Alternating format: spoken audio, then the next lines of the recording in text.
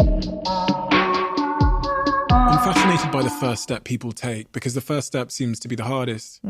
That first step to buying that first business, and you're stepping out into uncertainty and the unknown there. You know, if I could give one thing to the audiences that have listened to me for the last 10 years on social media and on this podcast, it would just be the answer to taking that first step, like out into, like you did at 29, 30, to buy that first business. Talk to me about specifically that first one. What were you looking for? Yep. What was your thesis? And I guess, how did you learn? How did you learn about buying, as you call them, boring businesses? Yeah. Well, I had a benefit, which is, as a journalist, I sort of infiltrated finance. I'm not technically as intelligent. I'm not a financial modeling guru. I'm not a lot of things that people are in finance, but I'm pretty decent at asking questions and then figuring out who are the right people that could get me the answers. And so what I realized pretty quickly is we were doing a bunch of deals. You know, I was doing deals that were tens of millions, hundreds of millions, and billion-dollar deals. And I don't know why it took me so long, but I realized there's no difference, like materially, between $1 billion, $100 million, a $10 million deal, and a $1 million deal. And if that's the case, then I bet if I have a couple $100,000 or $10,000, I could do a much smaller deal. Wouldn't I be able to do the exact same thing? So I saw behind the curtain, like at the Wizard of Oz, and realized that the wizard was actually pretty short. And because I saw that, then I just said, well, now we just work backwards. And just like you would buy, $100 million condo unit or, condo building, you could see how you could go all the way back and buy your first studio, right? It's the same thing with businesses. It's just stair-stepping real estate. And so at the time, my biggest constraint was not knowledge. I knew how to do deals. It was time. I was working 60, 70 hours a week. And so one of the first deals I did was a laundromat deal because I figured, well, you don't need somebody to run it full time. And it was a $100K transaction. And so that wouldn't bankrupt me. And, I could buy a little business like this, and that business could keep running even while I wasn't there. And I could have an operator that could probably help me with anything that went sideways. Where did you find a laundromat to buy for 100K? What was it, a website? Did you know the guy or the woman? Know the guy. So basically what happened for my first deals, I didn't have a framework. So it was just, hey, I do these really big deals. Could I do a smaller deal? And if I could do a smaller deal, what would be the easiest small deal to do that would be the least risk? And so at the time, I knew a guy that was running a couple of laundromats. So I basically said to him, hey, if I find one for you, will you help me operate it? And he knew how to do that. So the very first one we had was in California.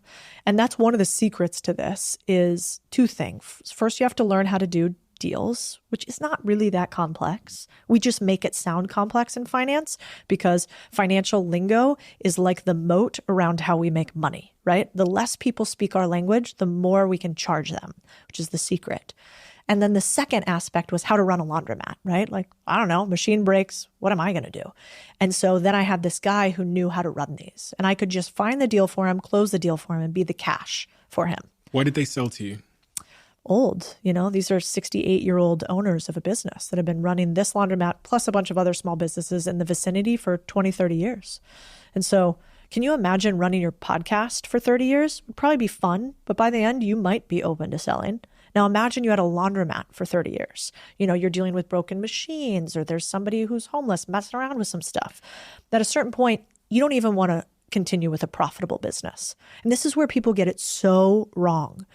All the time on the internet, people love to tell me, no way would anybody sell a business. That business made $67,000 in profit. So I bought it for $100K a year. Did $67,000. And people on the internet do one of two things to that. They go, no fucking way, it didn't happen. And why would somebody sell? And did you give them a bad deal? And the second group of people go, that's a terrible deal. I'd never do that deal because you don't have enough profit in that for that to be a business, not a job. So those are the two things. And to the first one, I'd say in the US right now, there are tens of millions of small businesses for sale that will never sell. And I tell a story about my Uncle Eb, who had a small business that was exactly that he closed down, which, by the way, costs you money, as opposed to selling, because he had no idea his business was sellable. Like many businesses that I had before I did this, I shut down instead of selling them. I didn't even realize that, even though I was in finance. And then to the second group, I'd say, You start with a small business that probably isn't the greatest business for you to own long term, but businesses are like real estate. You can turn around and sell them after you get in the game. But I think of these businesses, I call them gateway drug businesses. Once you learn how to do a deal, you'll never see the world the same again. It will change your entire perspective on everything. You will walk in everywhere and you will realize that business is full of masochists like you and me who do this despite it being awful many times, but we love it in some way. But at some point, we're going to want to sell our thing and move on to the next. And so everywhere around you right now, wherever you are, somebody sitting next to you wants to sell their business. And what if you could figure out how to buy that business, put in an operator in it, and then do it again and again and again? And that's the only difference between you and Warren Buffett or Blackstone or these big, huge companies. Is it important to have competence in the area and the industry that you're trying to buy these small businesses in your point of view? Not really, no. Not at all. But it helps, right? Oh, of course it helps. More important than anything is it's sort of like real estate. It's really about the deal. Can you read a balance sheet? Can you understand profit and loss, which is not that difficult to understand? And then can you figure out how to get to the person that can get you answers? So for instance, I didn't know anything about laundromats, but I knew a guy who knew laundromats. Often what I tell people these days is I'm more old school. Like I would go knock on doors and I would shake business owners' hands. But you could also go to Reddit where there are platforms with 100,000 electricians on them. And so if you wanted to buy an HVAC company, which is like heating, air conditioning, and often electricity, I would go on there and I would try to find electricians in my local area and I would ask them questions and I would pay them for an hour consult to figure out how to run this business. I think we forget in this day and age how easy it is to get the information that we want. And so we listen to the fear of the fact that we don't know what we're doing. And I actually think that's irrational. I think it's really easy for somebody to tell you why things won't work. It's actually quite hard to convince somebody that they're capable of doing something. What if I don't have 100K? You had 100K, right? Yeah. Say I'm working a job, I've saved up, I know, $5,000. Yeah. Well, I've bought a business for $3,000. I've bought a business for $8,000. And I've bought many, many, many businesses for $0. And I'm not saying this in a way that's clickbaity. Will you go out right now, talk to somebody tomorrow and be able to buy a business for $0? Like you're going to need to do a little work. Just on the structuring of the deal, right? Just on the structuring of the deal. So they get paid on performance. Exactly. Or they get paid on what's called seller financing. Mm-hmm. So these, you can go and most small businesses below $10 million in revenue, 60% of them sell with some component of seller financing, which just means if, let's say, somebody manages your property here. Let's say that property manager makes $100K a year profit. They want to sell their business. You're a terrible tenant that can't handle it anymore. And they sell that business. They want to sell that business typically for 2 to 5x profit. That's what these small businesses go for. And typically there aren't enough buyers. Like there's not a bunch of people running around trying to buy property management companies. So what do they do instead? Well, you would come to them and say, all right, I'll buy out your property management company, but you're going to be my loan. I'm going to pay you a % interest rate. Plus, I'm going to defer your tax burden. So you pay less in taxes. Nobody likes that. And I'm going to buy the business by giving you $300,000 with, over 5 years, right? So I'm going to keep a percentage of the profits and I'm going to give the rest to you. And it's not really that complex. It's really what happened in real estate before we had Zillow and Redfin and all of these sites that made it super normalized to sell real estate. As you said a second ago, the real key here is knowing the art of the possible as it relates to deals, the way you construct your deals so that you win. Yeah, 100%. Basically. Well, and I think the truth of deal making that people forget about is that it is one of the very few things where it's never a zero-sum game. Yeah. So if I go to sell a stock, I hope that when I sold the stock, I sold at the right time and you bought at the wrong time, right? Mm-hmm. Like that's what we hope. In buying and selling small businesses, that doesn't have to be the case. I could sell my property management company to you. You could pay me 3x profits. And I could say, but if the company increases revenue by X amount, which I think it will with these tweaks, and I kind of help you a little bit, how about you pay me $400,000 instead of $300,000? And you would go, great. If you hit those metrics, no problem. That'd be an awesome deal for me. So there's plenty of ways to make sure it's a win-win. But to your point, this is why people are poor, because nobody teaches us the language of deals. And if somebody taught us not how to negotiate our salary, that's fine, but how to negotiate for equity and ownership, the world will look a whole lot different. But that's not in the big picture's incentive. It's really good for the little guy, not so good for the big guy. The other thing when you're approaching a business and trying to get them to knowing this, how to structure a deal is one thing, but then there's an element of persuasion and saleswomanship involved in this. How important is learning to sell, and how can we be better salespeople in your view? What is the key to being a great salesperson? Because you must be be buying businesses. You must be able to figure out what someone wants and present it to them.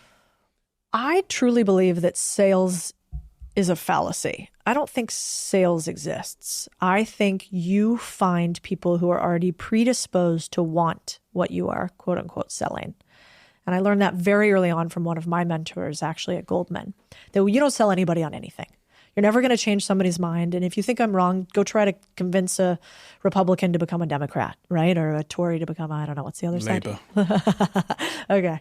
It doesn't really go very well, usually. And so my belief is actually what you're looking for is just who are the people who are, you're finding trigger moments. Like if I was to have a conversation with Steven about selling your business, I would be asking questions like, how's it going running? Wow, 20 years? That's a long time. If their answer is, fucking love this business. I am never selling. This is amazing. You're like, cool, awesome, no problem. So lovely meeting you. But if you meet the person that's like, yeah, I'm ready. I'm ready to retire. I've got this vision of a ranch in my head out in the countryside, and but my kid doesn't want to take over the business. You're not going to get them to think something different. You're purely discovering what they truly feel, and then you are going to be the person that enables them to have a retirement in a way that no government can. Like you are the retirement plan. And so that's maybe what you need to learn is just curiosity for another human. And then you need to understand what a motivated seller looks like. And a motivated seller looks like somebody who's ready for their next adventure, whatever that may be. And if you can find those two things, then you find the people that actually, yes, they want what you're selling. Now, what you actually do have to convince somebody of, and I hope you're true about it, is that you are going to be a good shepherd. If you are going to be their retirement plan, you better not go broke, right? You better actually be able to take this business and run with it. And so that is one part where you have to convince, like, why should I sell this business to you, Steven? How are you going to take care of my business? And that part really, again, comes down to curiosity, making sure that you're setting yourself up and the seller for success. Not rocket science. If I'm going to play... I'm going to play the role of a 25-year-old. Okay. I'm working in a job. I've got a little bit of disposable income, but not a ton. Yeah. I'm listening to you, Codie, and I'm going, I want some of that. You've got a holding company, right? Yeah. You got a fund as well? Yeah. How much roughly the revenue of the holding company? Rough? 70 million. 70 million. So your holding company does about 70 million revenue. You've got a fund as well? Yep. How big's the fund? Small, 10. Okay. So 80 million combined.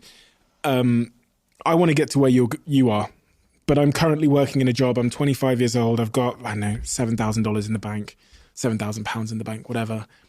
What would you recommend my first step be, Codie? How do I get out of this job? Yeah. Well, the first step, if you're going to do it like a pro, I'd say this, which is, tell me what you do for a living. I do content. Perfect. So if you do content for a living, what I'd say is don't buy a laundromat. I talk about laundromats. I actually need to change that. I need to tell somebody I bought a different first business because it's a terrible business to buy. It just was my first one. And it's very easy to understand. So I'm like, if you can't understand quarter, machine, close, clean, don't buy a business, any business. Just forget you heard me talk about anything. And so that's why I talk about laundromats. But if I was going to do it the pro way, I would say you should use your unfair advantage. And if you're in the content business, don't buy a boring business in the traditional sense. Look around you. It's something I call my personal P&L review. So I would basically look at, what do I spend money on already? If you're in content, you probably spend money on ad purchasing, right? You probably spend money on video production. You probably spend money on, maybe you rent a set space. Mm-hmm. You have all these expenses around you. Mm-hmm. And what if you could turn one or two of those expenses into an asset, not a liability, thing that makes you money, not a thing that costs you money. And so I did a deal back when I was doing more video production in my last company where I bought a podcast and video production company. And I did that deal basically for $0. I think I put $10,000 down for that deal that ended up doing about $300,000, $400,000 a year because I just said, I know like 5 or 6 other people that could use your service. I'm going to like double your revenue by introducing you to these people. And I pay you, let's say $3,000 a month now. What if we're just going to wipe that out if I can hire these other people and you're going to give me 25% of the company or whatever percentage it was? That's what I would do if I was you. So if you're young and hungry, look around you and see what you pay for and what you currently utilize already, and then try to get a percentage of that business, if not buying the whole thing. And that's sort of the pro way to do it, as opposed to car wash, need to go learn, totally different market. You can do the second. It's just a little bit riskier. So I'm working in content, 25 years old, $7,000 in the bank. I realize what you've just said, and I go, I'm at a marketing agency. We book a lot of studios. Yeah. So what I'm going to do is I'm going to approach a studio space, try and do a deal with them, and then I'm going to send clients their way. Yeah, you could totally do that. That'd be a sweat equity deal or a revenue equity deal. So for a studio space, I think the probably pro way to do that would be, one, you'd approach them and you'd kind of get an understanding for their business. So you'd be like, how much revenue do you make? Like, how big is this? You'd figure out if you were material to their business. So me doing $3,000 a year with my video production guy, I was material to his business. He was only doing, $100,000 a year or something like that. And so if my $3,000 went away, that was, that's like 20% of his business right there over a yearly basis. So if you go to a studio production company and they're like, yeah, we're doing $7 million a year and you're paying them $3,000, you're like, all right, cool. Anyway, nice to chat with you. Or you could say, who's the owner? How long have you been doing this? And you could dive into it. And the other side of the coin is you might find out that the owner is 70 and you become buds with the owner. And the owner loves when you come in because you're kind of like young and you learn about what he does. And then you ask who's going to take over the business. And then you might say, hey, I do this other thing, but I would love to sort of be an apprentice to you in a way and potentially buy your business using future profits. And you can sort of like stay on and we can stair step our way into this. But would you be open to that? Like leaving your legacy to somebody like me? And so you could do it that way too. But I think it goes back to kind of the smart question you asked, which is like the two avatars are who's listening to this right now. And then that's the same question to the people listening that you're going to ask the owner. What sort of avatar is the owner? And how can you become the solution to what that avatar is looking for? How can you become the son to the father? How can you become the buyer to a really anxious seller? And then you can get your deal done.